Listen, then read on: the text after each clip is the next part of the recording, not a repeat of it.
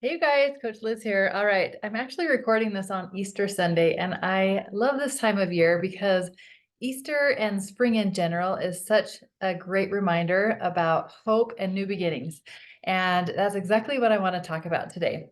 Now, last week we talked about budgeting in relation to our health goals and how that is very similar, and how putting in the work actually builds our prefrontal cortex in our brain so that when we make choices, it becomes easier when we have a clear picture of what we're working toward and what we're willing to sacrifice for a time to be able to make that happen, actually is building that brain muscle. And it also helps me to realize what I am willing to change for the long run to be able to sustain that lifestyle.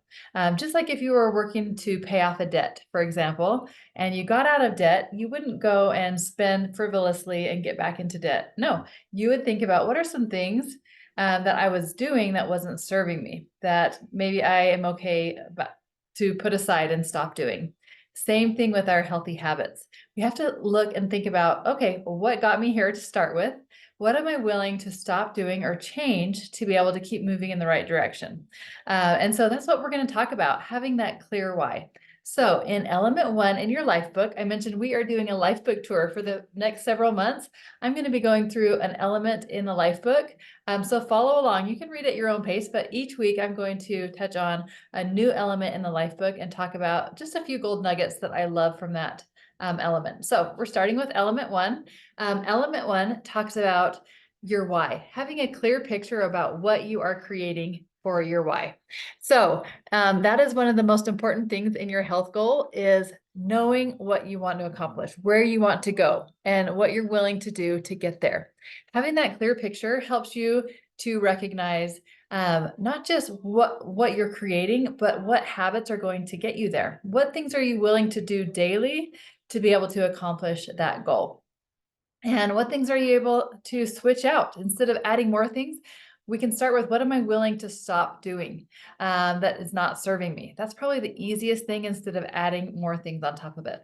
So check out element one. Dr. Anderson asks you a few questions to contemplate, has you really think about what you're creating, what your strongest why is, why you're getting healthy, and what that's going to look like, what that's going to feel like, who's going to be there in that life with you. What kind of things would you be doing? How would you be feeling? So I love all of the questions that he asks about why you want to make that change, having that clear picture of what you're working toward. So here's my challenge for you this week. Get your life book, turn it to element one, check out element one, answer the questions, actually write down in your book your why. And I want you to write it on a piece of paper that you can stick somewhere that you can see every day. A few places that I like to put reminders is on my bathroom mirror, or even on my fridge. That's places that I go several times a day that I can remember my why.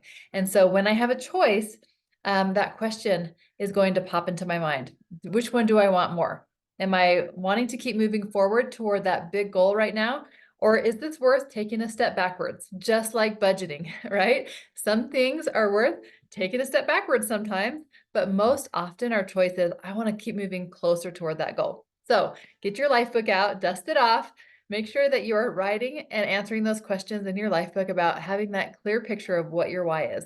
Bonus points if you put in the comments or text me personally what you're working toward. What's your biggest reason for wanting to get healthy? All right, have a great week.